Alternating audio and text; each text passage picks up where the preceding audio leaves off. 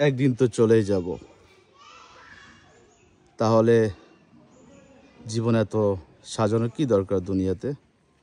জীবনটা আমাদের সাজাতে হবে আখিরাতের জন্যে। তো আমরা আমাদের রাসূলুল্লাহ সাল্লাল্লাহু আলাইহি ওয়াসাল্লাম বলেছিলেন, তোমরা ঘন ঘন কবরস্থানে আসবে, তাহলে তোমার মৃত্যুর কথা স্মরণ হবে।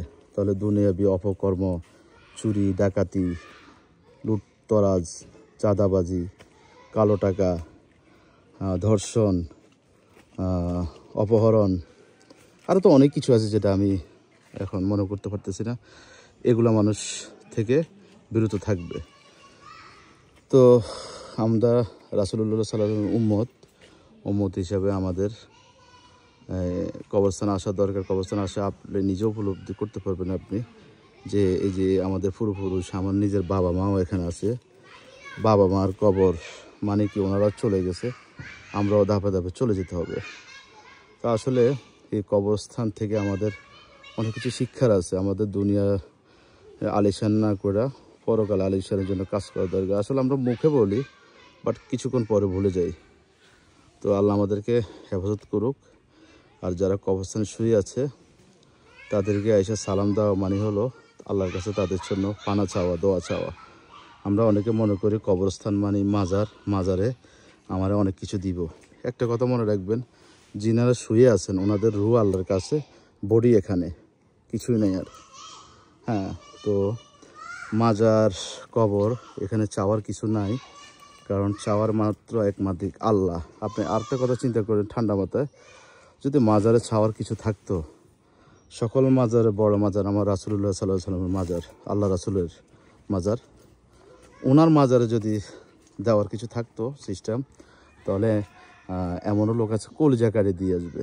তো যেহেতু রীতি নাই, রেওয়াজ নাই, সো আপনি চিন্তা করেন যে এইসব লালু খালুর মাজার পরবর্তী প্রজন্মে, রাসূলুল্লাহ সাল্লাল্লাহু আলাইহি ওয়াসাল্লামের প্রজন্মের পর প্রজন্মে এসে আমরা এখন বিভিন্ন মাজারে দান সৎকার করি। তবে আপনি হিসাব করবেন, শাহজালাল শাহপরান যে আমাদের দেশে আসছে, গায়ের মুসলমানকে মুসলমান করা হয়েছে, ওনারা কিন্তু আল্লাহর জন্যই করছে এগুলা। এবং গায়ের মুসলমান করছে, এতে কত মায়ের খেতে হয়েছে, মায়ের করতে হয়েছে, অনেক কষ্ট করছে। ওনারা আল্লাহর খাদেম, ওনারা যদি ভালো করে সেটা আল্লাহর কাছে ভালো পাবে। কিন্তু আমি ওনার মাজারে যাই গরু ছাগল টাকা দিব, সম্পূর্ণ শিরিক।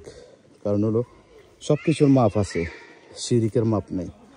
তো এটা খেয়াল রাখবেন ঠান্ডা মাথায়। যারা শিক্ষিত আছে তারা এগুলা যদি প্রমাণ চান, তাহলে আপনি বই ঘাটেন, হাদিস কোরআন পড়েন, তাহলে বুঝতে পারবেন এই কবরটা হলো অন্ধকার যুগ, পরবর্তী যুগের জন্য, আখিরাতের জন্য। এই কবরের থেকে কেউ কিছু দিতে পারবে না। হ্যাঁ, যে উনি আল্লাহর ওলি, উনি আল্লাহর যদি ওলি হয়, আপনি কীভাবে সার্টিফিকেট দিলেন? সেটা আল্লাহ যখন হিসাব জিজ্ঞেস করবে তখন দেখবে। আল্লাহর বন্ধু হলে আল্লাহ ওনাদেরকে মাফ করবে, সাথে সাথে আমাদেরকে আল্লাহ মাফ করুক।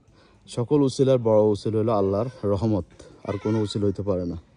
সো এই কবর থেকে আমাদের অনেক কিছু শিখার আছে, জানার আছে, যা আমি বলতে পারিনি অনেক কিছু, তো আপনারা বুঝে নেবেন।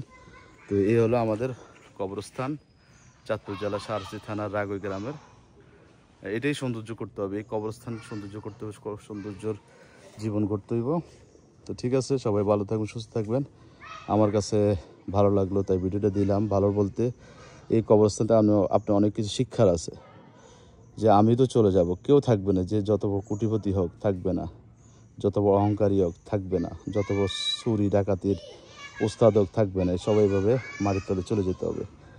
কারণ প্রমাণ হলো আমার নিজের মা বাবা চলে গেছে, আমরা নিজেরাই কবর দিয়েছি, আমি নিজের হাতেই, সবাই সেভাবে চলে যাবে। তো সবাই ভালো থাকবেন, সুস্থ থাকবেন। ভিডিওটা করলাম কারণ আমিও চলে যাব, আপনিও চলে যাবেন।